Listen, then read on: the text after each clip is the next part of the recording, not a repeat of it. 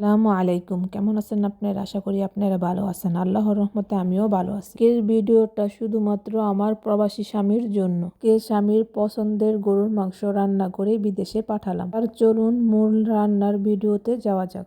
প্রথমে এলাচ, দারচিনি, তেজপাতা দিয়ে বেশ কিছুটা পেঁয়াজ কুচি দিয়ে দিয়েছি। আর শুকনো উপকরণগুলো দিয়ে দেব। হলুদ গুঁড়ো, মরিচ গুঁড়ো, জিরে গুঁড়ো, পরিমাণ মতন লবণ, আদা রসুন বাটা, সয়াবিন তেল দিয়ে ভালো করে সবকিছু একসাথে হাত দিয়ে মেখে নেব। মাংসটা মাখানোর সময় অনেক সুন্দর একটি ঘ্রাণ বের হয়েছিল, যেন এখানে রান্না হয়ে গেছিল অর্ধেক। ওটা ভালো করে মাখানো হয়ে গেলে এবার চুলায় বসিয়ে একটি ঢাকনা দিয়ে ডেকে দেব কিছুক্ষণের জন্য। কিছুক্ষণ পর ঢাকনাটা খুলে একটু নেড়ে চেড়ে দেব যাতে পুড়ে না যায়, কারণ এই সময় মাংসেতে কোনো প্রকারের পানি থাকে না। মাংসটা যখন ভালো করে কষানো হয়ে যাবে এবার একটু সিদ্ধ হওয়ার জন্য গরম পানি দিয়ে দেব। পানি দিলে মাংসটা তাড়াতাড়ি সিদ্ধ হয়ে যায়, আবার মাংসটা খেতেও অনেক টেস্ট হয়। এই ভিডিওটা শুধু আমার হাজবেন্ডের জন্য।